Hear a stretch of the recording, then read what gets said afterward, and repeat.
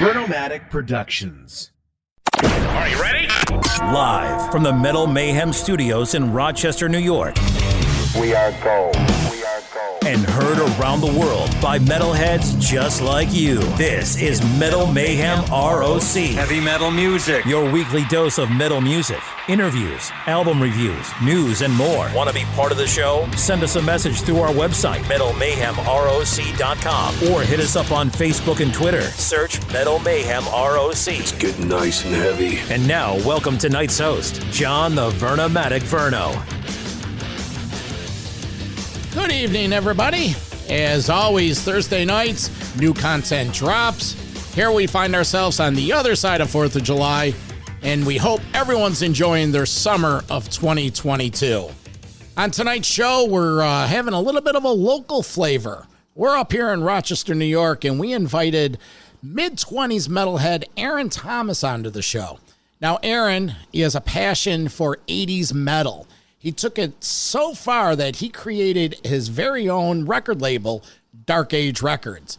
Now, the mission of Dark Age Records is Aaron seeks out 80s bands that only went as far as to release demos for various reasons. Maybe they were young or maybe they broke up.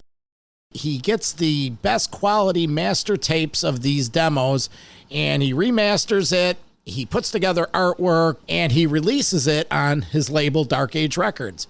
It's a really fun story, so we're going to have Aaron here in just a minute. I want to invite you to visit the brand new website, metalmayhemroc.com. Sign up for our email list. It's our chance to stay in touch with you with updates on both our weekly podcast and also links to our live radio shows that we have. There you can download some past shows. Recent episodes on the podcast, we had Graham Bonnet last week, singer of Rainbow and Alcatraz. Metal Mayhem ROC correspondent Metal Walt navigated that interview. It was a real good one. And you can also find the continuing History of Metal series that me and the guys put together. So that's all up on the website. Coming up in the next couple weeks, we have Oranthi, the female metal guitarist. She has a brand new CD, DVD coming out this week called Live from Hollywood. She's here to tell us about that. 80s thrash kings, a Destructor from Cleveland. They're on the show to take a walk down heavy metal memory lane. And Frank Bello of Anthrax and JD from Black Label Society will be joining us in a few weeks to discuss that twin bill U.S. tour, Anthrax, Black Label, that's going across America. So like I said at the beginning of the show, his goal, bring those quality 80s heavy metal demos into the 21st century. Let's welcome to Metal Mayhem ROC, Aaron Thomas. Hey, Aaron, how are you, man? I'm excellent. How are you? Thanks for having me. We're doing well. Summer's here. Everyone's getting crazy. Tell us about Dark Age Records and what you have going on here. Well, basically the idea behind it is just to reissue, like you said, the different 80s heavy metal demos, a lot of stuff that's not on the internet just because it's been forgotten. You know, I just started diving into the underground of like finding these compilations from back then, and there'd be tons of bands, you know, with like just one song on there, and I'd be like, wow, this is great. And then I look online, did they do anything else? And sometimes yes, sometimes no. And a lot of times they did do something else, but it's just not online. So I started searching for members on Facebook, trying to, you know, find people, ask them, did you release anything else? Blah, blah, blah. Aaron, you're young. How old are you? 26. Okay, so he's 26. It's really cool that someone your age has taken an interest in some of this older stuff. Without going deep into the woods and telling the whole story of your upbringing, how did you get into some of this music? And share as much as you're comfortable with sharing about your history of learning about some of this metal. Well, my dad was into a lot of underground metal, all that stuff. He ran a Metallic Overdrive radio show here in Rochester back in the mid-'80s to the 90s. And then, you know, in more recent times, he's gotten into different types of stuff, but I started gravitating towards just the older metal bands. I don't know, there was something about the production or the sound that really struck a nerve with me. So I started, you know, finding all these other bizarre bands from that time period that never really made it. Yeah, well, what struck the nerve was it was all on analog and it wasn't as cluttered. So was it safe to say when you're a little metalhead, Pops was driving around jamming some of this stuff and you're just sort of like, tapping your toes to some, I don't know, early Phantom or early Nasty Savage or something? Yeah, all sorts of different things. Yeah, he's always been, into very underground stuff, different, and prog metal and just all sorts of different, very obscure bands. So it was definitely my influence growing up. Let's touch on, again, how you were reaching out to these bands and their initial response wasn't too encouraging. At first when I made a list of all these different bands that I wanted, I did maybe like 40 that I wrote down of just, things I found on YouTube or whatever. And then one day I said, you know what, all right, I'm going to start, I went to the Monroe County clerk, I filed my DBA, and I said, I'm going to go do this the right way. Yeah. And I'm going to contact as many of these bands on this list as I can. So I started searching on Facebook and found someone, sent a message, and I was like, hey, were you in such and such a band, 35 years ago? Do you want to reissue it? And most of the time, people were like, well, yeah, I did that. I was 19, and I want to stay in the past, which really kind of blew my mind because I was getting that response over and over and over again. Oh, so your excitement wasn't really being shared by the recipients. No, a lot of people were really embarrassed by it because, they thought it wasn't good or the production isn't good. And I mean, the production isn't good on a lot of the stuff, but it doesn't really matter because it's more about the feeling of it than just the sonic dynamics of the music. Is there anyone else in your camp that you do this with, or is it strictly your preference?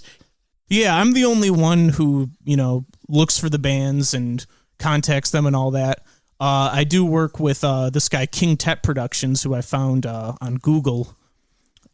He's in California, so I have all the cassettes mailed over to him, and he, remasters it. He gets sort of all the tape hiss, and he boosts the frequencies levels and all that sort of thing. So there is a labor portion of this. So you get the tapes, and then you send it out. What was the outlet? King Tet? King Tet, yeah, TET. So they remastered, if you will. Are the bands reaching out to you now that things have gotten going, or? I feel like now things are starting to move faster. I still have to contact all these people because most people aren't really aware of what I do, because they're living their own lives and they've kind of set behind their band life 30 years ago for a lot of these people. But now that I have more releases out, people can look and see what I have, and they're more willing to put it out. Kind of the domino effect. What about legal? When do the suits get involved in all this? What do you mean by that? Like copyright infringement? Are all the former members of the bands notified that their old material is being re-released? The legal end of all this. Well, luckily, because I only do demos, they were never released on a record label. There's no copyrights involved. So I just, I get the band members' permission. Sometimes, I can't find all of the members. So whoever's providing the audio is the one who I get permission from. And, most people won't even know because the quantities are so limited. If there's a member or two that, doesn't know about it, it's, I try and contact them, but if they can't be found, then I'll still go ahead with it. Do you feel that the well will dry up, or is there an endless supply of, and I use this term loosely, 80s demo metal bands of the material out there? There's a ton of good stuff that I've found, but the hard part is getting people to work with me. I mean, I've done 3 releases, but of those 3, then I have 2 more lined up that aren't announced yet, but of those, I've probably contacted maybe 60 different people, and a lot of times it's not a hard no. It's just, I think I got those in my attic somewhere. I'll dig for them someday. Yeah, someday never comes. So you're trying to get the material and get the content, and you're relying on, like you said, a dude that was in this band 30 years ago, and he hasn't thought about it. Yeah, exactly. And, I can't use MP3 files downloaded offline because they're too low quality. I got to have a direct master from the cassette or the reel-to-reel tape, ideally, but the reel-to-reel tapes are almost impossible to find for all this stuff. Really? So you're limited on the source. Yeah. Well, I mean, I could do an MP3 and then convert it, but it would sound awful, Would common listener know the difference, or is it just an audiophile head will know the difference? I'm not sure. I've never done it. I've never actually, used that to press, but it wouldn't sound nearly as good. You'd have, a lot of stuff would be lost. It wouldn't be a full sound. Yeah. Yeah. Because, you got like an MP3 file that's like 128 kilobytes per second or whatever. And then a real transfer will be like 1,400. Oh, so, yeah, that's huge. Yeah, it's a big difference. Without getting too far into the weeds on the knobs and frequencies, but that's huge. What is the process? Let's circle back a little bit. Well, the process would probably be first, to obviously find the band, then, find something that, I listen to and I'm like, wow, this is really good. This I want to put out.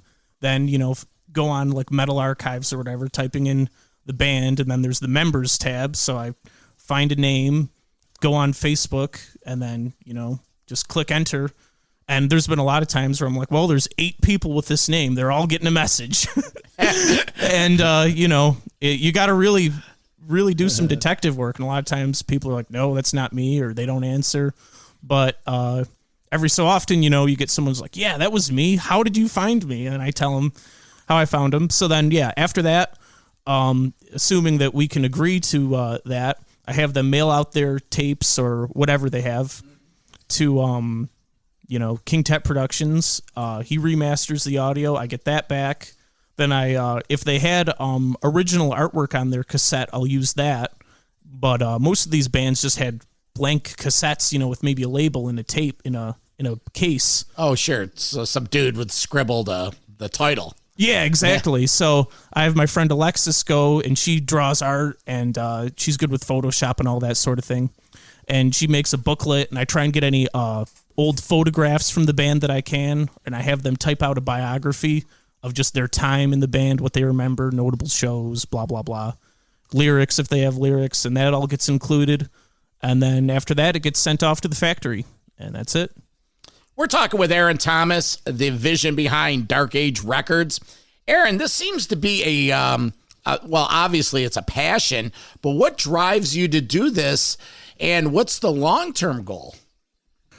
Really what drives me is I was just listening to all these bands that I wanted to get for my own collection, because I'm a rabid collector and I want to have, all this stuff, and I was finding all this and I was like, wow, how come no one's ever put this out? And I don't know.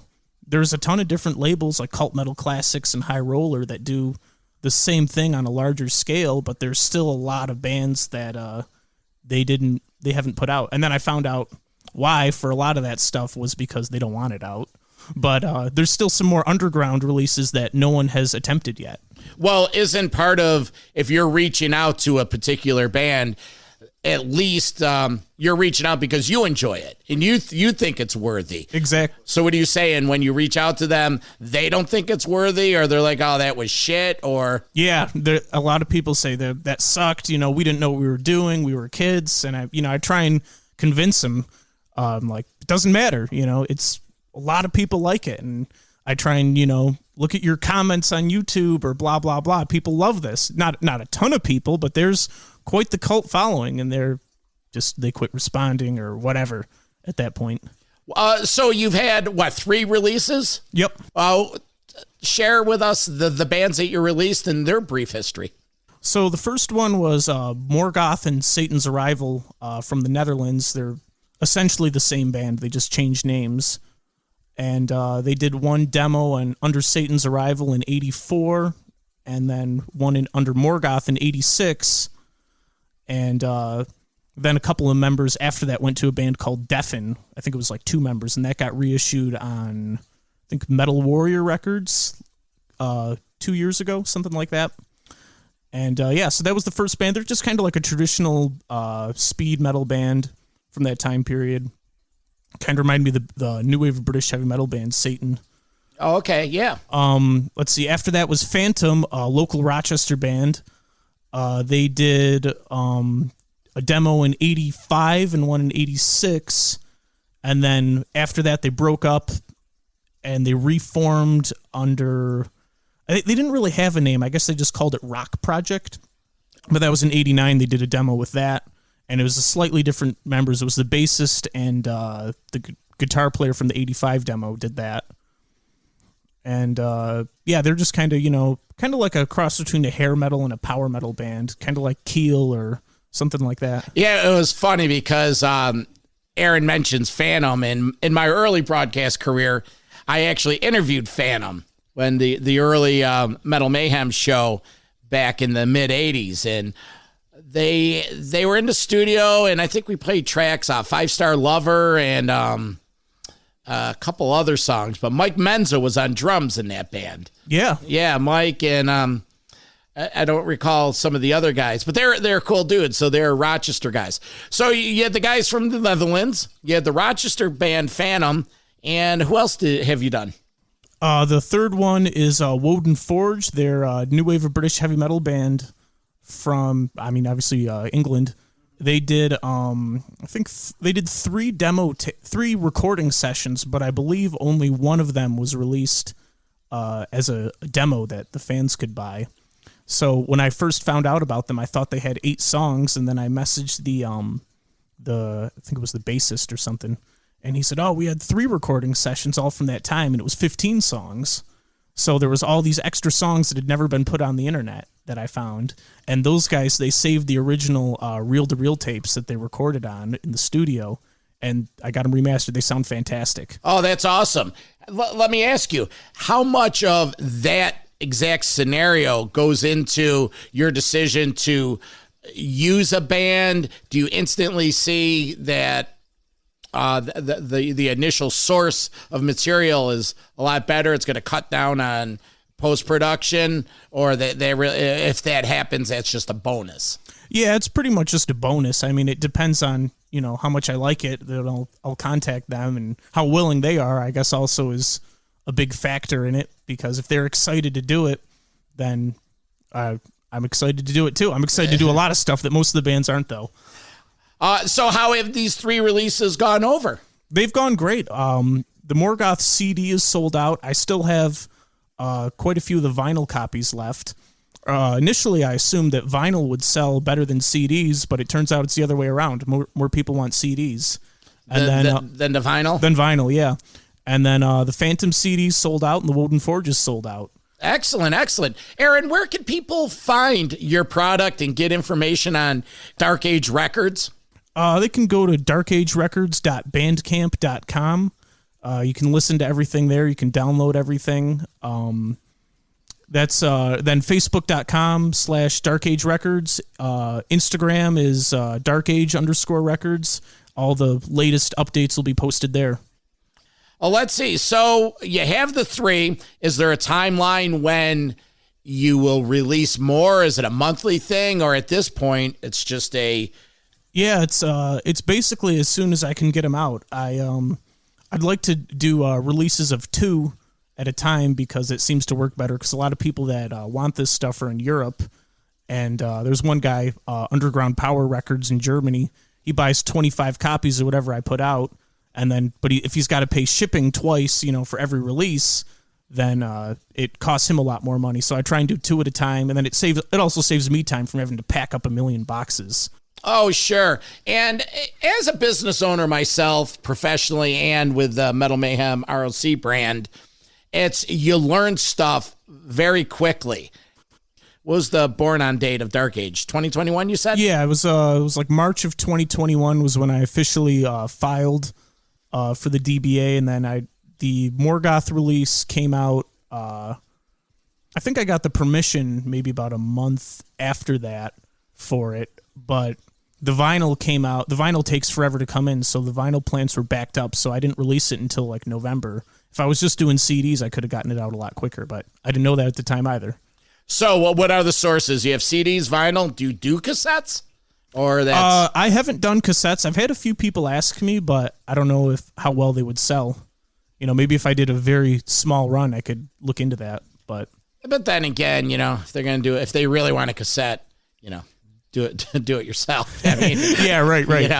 How retro are we going here? There are labels that do that, though. Yeah, I know. I think over on one of the recent record store days, I forget which band did it, but they were releasing some stuff. I think maybe it was Metallica. They released something on a cassette or something. Oh yeah, they did the No Life Till Leather demo on a cassette reissue, and I guess they tried to do a proper reissue for that, but Dave Mustaine and Lars Ulrich couldn't agree on who wrote what songs, so it's never going to happen, I guess. Ego's get in the way. Well, that battle will go down until the end of time, which rightfully so. I mean, right. Dave's just trying to stick up for what's his. Well, Aaron, it's exciting. It's I give you props for following your passion. And is there anything on this whole project that going into it you didn't see coming, or things that you've changed since the beginning? Have you pivoted your business model at all? How has the first year been, the ups and the downs? Well, I like I said before, I didn't really expect the vinyls to not move that quick, so that's definitely a big thing. So CD only, yeah, that was a big change. I also didn't expect the bands to be kind of embarrassed of their work more often than not. That really kind of surprised me. I thought they would be really gung-ho. They were like, wow, someone cares about this after all this time. But yeah, it's most often not the case. Yeah. I had this one guy block me because I just kept trying to convince him. He got kind of pissed, but... Well, that's too bad. I mean, so someone's reaching out to you because they enjoy what you did. But like you mentioned before, people want to keep the past in the past. Yep, exactly. Well, it's great, man. I wish you the best of luck. Anything we could do here, feel free to share, on our Facebook page, and we'll do whatever we can to help the cause. Dark Age Records, again, is the outlet. Aaron Thomas, seek him out on Facebook. I'm sure he'll check you out and accept you as a friend. Aaron, thank you for taking some time today. Thank you for having me. You're welcome. Metal for Life. Thank you for listening to Metal Mayhem ROC. Check out our website at metalmayhemroc.com for information on podcasts, archives, links to all our live radio shows, and all sorts of info. Please like, follow, and share with everyone, even your non-metal friends. And always remember to keep it heavy.